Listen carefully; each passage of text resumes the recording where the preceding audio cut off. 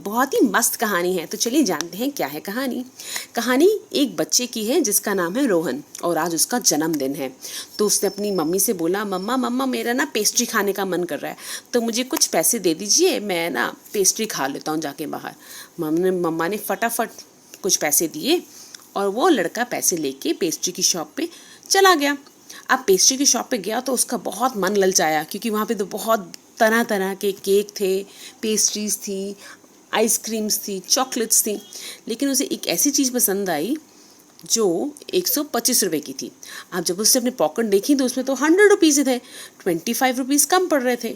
उसने bakery store वाले uncle से बोला, अंकल मेरे पैसे कम पड़ रहे हैं, तो क्या आप इसको थोड़ा कम लगा लेंगे? अंकल बोले, नहीं बेटा, ये तो 125 रुपीज़ की है, मैं तो आपको कम नहीं लगा सकता, कुछ और ले लो आप।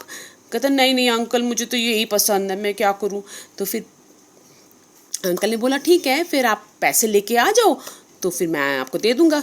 वो बोला, मम्मा तो मेरी ऑफिस चली गई है, अब मैं कैसे दूं आपको पैसे, मेरा तो मन कर रहा है खाने के लिए। तो पास में खड़े एक अंकल जी उनकी कॉन्वर्सेशन, उनकी बातें सुन रहे थे। तो अंकल जी ने बोला, बेटा ऐसा है, आप घबराओ नहीं, आपके पैसे जितने कम पड़ रहे हैं वो मैं दे देता हूँ, और जो आपके पैसे हैं वो दे दीजिए। तो बताओ कितने पैसे कम पड़ रहे हैं? अंकल सिर्फ 25 रुपीज़ कम पड़ रहे हैं। तो अंकल ने कहा, कुछ नहीं होता, ठीक है मैं पे कर देता हूँ, लेकिन अंकल आप क्यों मेरी मदद करोगे? आप तो मुझे जानते ही नहीं हो और ना मैं आपको जानता हूँ, मैं आपको पैसे कैसे दूंगा?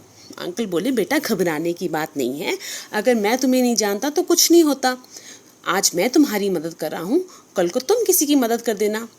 तुम्हें पता है मेरे साथ भी ऐसा हुआ था, जब मैं बच्चा था तो मुझे आइसक्रीम चाहिए थी और मेरे पैसे कम पड़ रहे थे, तो किसी ने मेरी मदद कर दी। उन्होंने मुझे बोला कि अगर तुम्हें ऐसा ही कोई परेशानी में बच्चा दिखे या बंदा दिखे तो तुम भी उसकी मदद कर देना, इसलिए मैं तुम्हारी मदद कर रहा हूँ। तुम ऐसा करो, जो खरीदना खरीद लो, बाकी पैसे मैं दे दूँगा।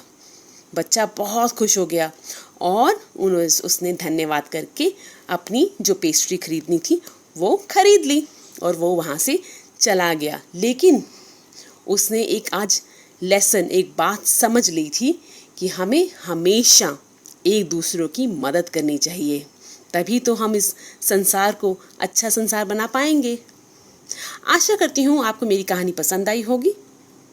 अगली बार फिर मिलेंगे नई कहानी के साथ, तब तक